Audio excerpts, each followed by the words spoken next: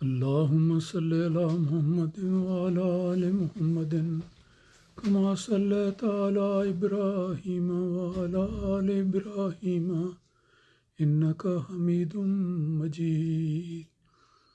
اللهم بارك على محمد وعلى آل محمد كما باركت على آل إبراهيم وعلى آل إبراهيم انکا حمید مجید. ہمارے پیارے آقا حضرت محمد مصطفیٰ صلی اللہ علیہ وسلم کا ایک ارشاد احادیث کی کتاب میں ملتا ہے، جس میں آپ نے فرمایا ہے کہ اوتی تو جوامع الکلم، کہ مجھے اللہ تعالیٰ نے اپنی قدرت اور عنایت سے ایسے الفاظ میں مضمون بیان کرنے کی توفیق دی ہے جس کے لفظ تھوڑے ہیں اور مضمون زیادہ ہے. یہ ایک بہت بڑی صفت ہے جو اللہ تعالیٰ نے اپنے فضل سے رسول پاک صلی اللہ علیہ وسلم کو عطا فرمائی کہ چند کلمات میں ایک معنی کا سمندر سمو دیا جاتا ہے.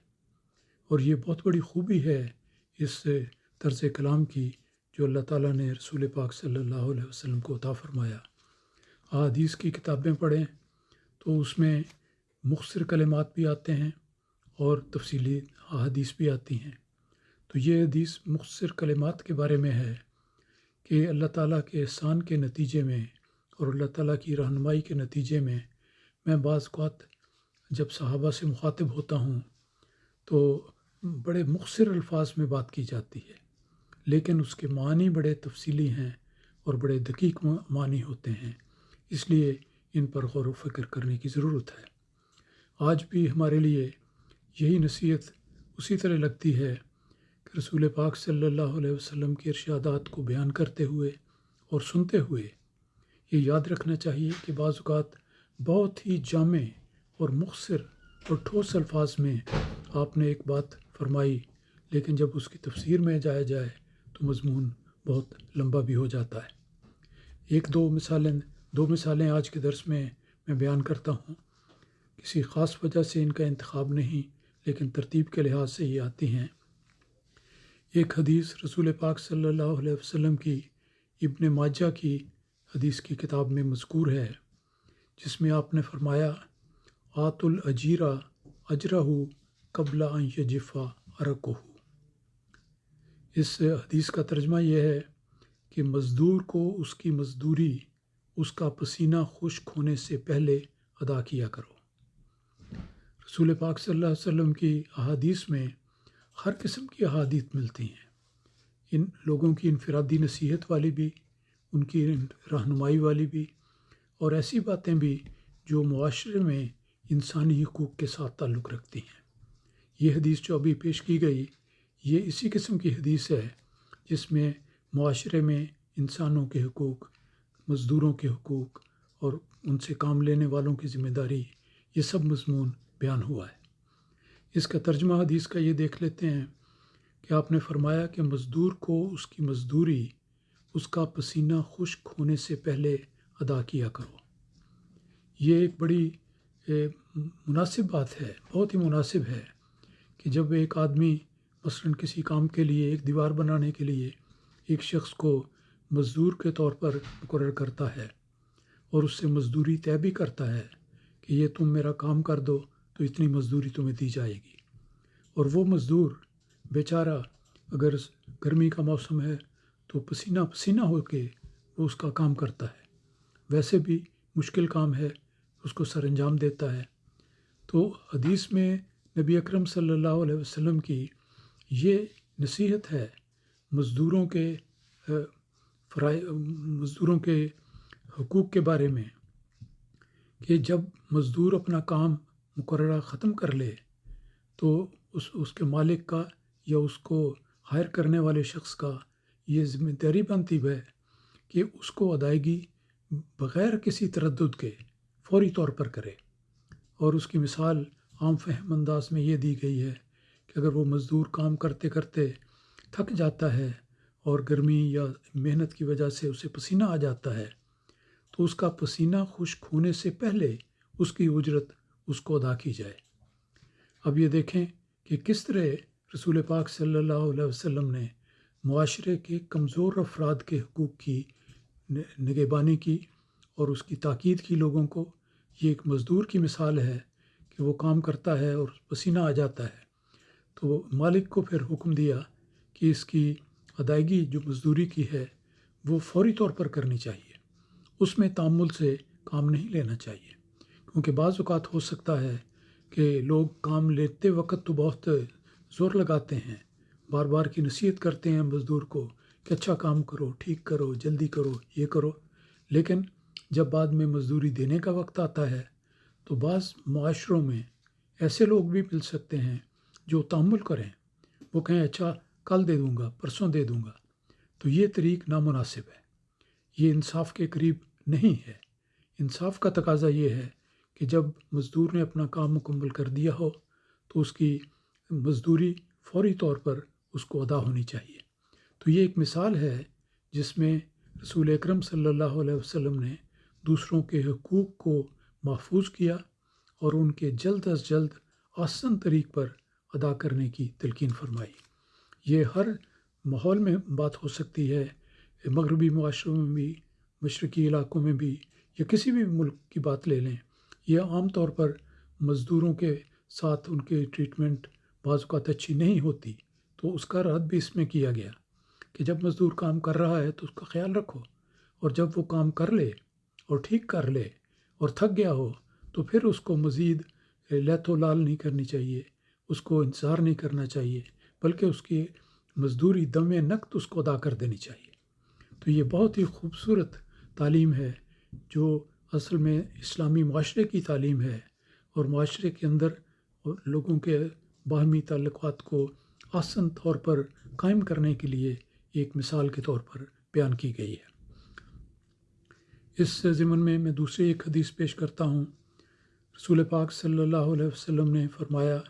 ترمذی کی کتاب سے یہ حدیث لی گئی ہے اور بڑی معروف اور مشہور حدیث ہے۔ الفاظ یہ ہیں کہ من لم یشکر الناس لم یشکر اللہ، کہ جو شخص لوگوں کا شکر ادا نہیں کرتا وہ اللہ تعالیٰ کا شکر بھی ادا نہیں کر سکتا۔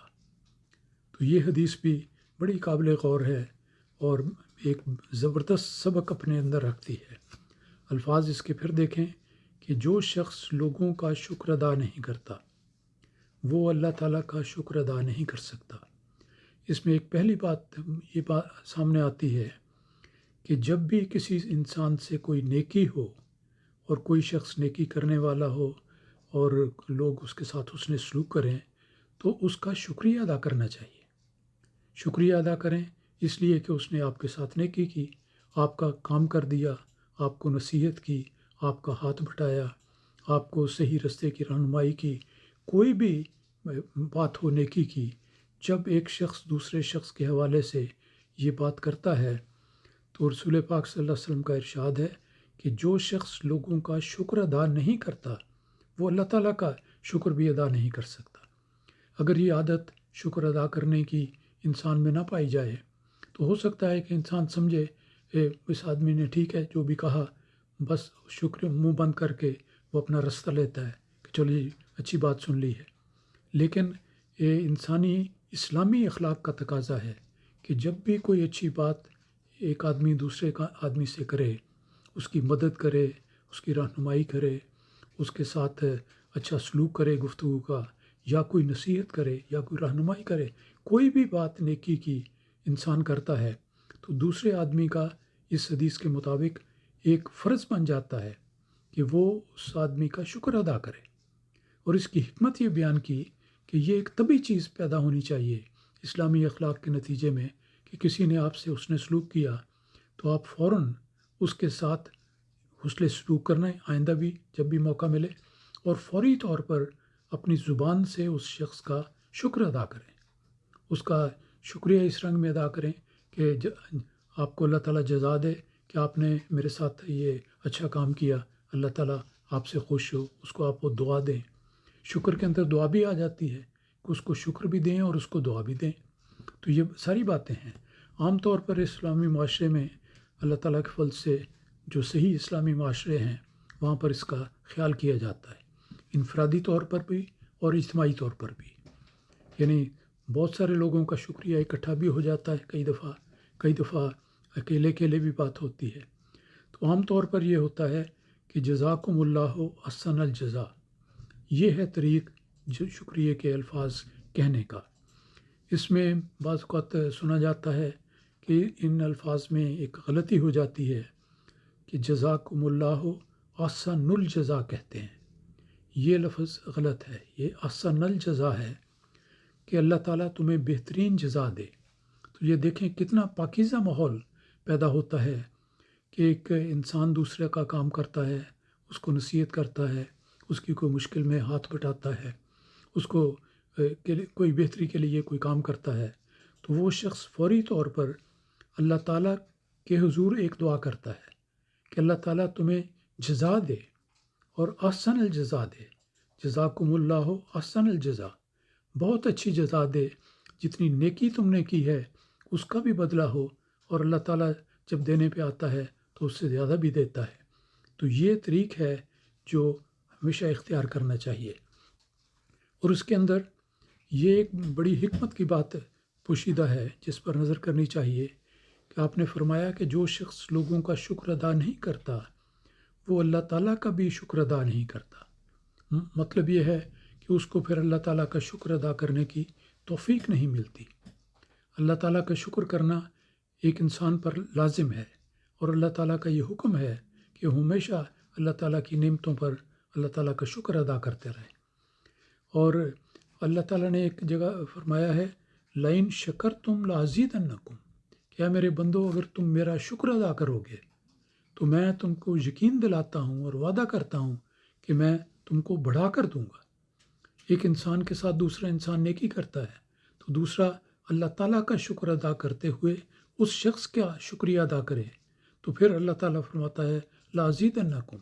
کہ میں تمہیں اور بھی زیادہ دوں گا۔ تو یہ ایک بات یاد رکھنی چاہیے کہ ہر انسان یہ توقع کرتا ہے، خواہش کرتا ہے کہ مجھے اللہ تعالیٰ کی زیادہ سے زیادہ نعمتیں ملیں، بڑھ کے اس سے پہلے سے بڑھ کے اللہ تعالیٰ جزا دے۔ کس طرح دے؟ اس کا طریق یہ ہے لَإِن شَكَرْتُمْ لَأَزِيدَنَّكُمْ۔ مجھے یاد ہے کہ حضرت چودھری محمد ظفر اللہ خان صاحب اپنی تربیتی تقاریر میں اس بات کا بڑی باقاعدگی کے ساتھ اور بڑی کثرت کے ساتھ حوالہ دیا کرتے تھے کہ لَإِن شَكَرْتُمْ لَأَزِيدَنَّكُمْ،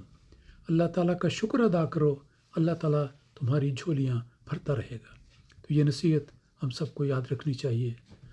اللہم صلی علی محمد و آل محمد۔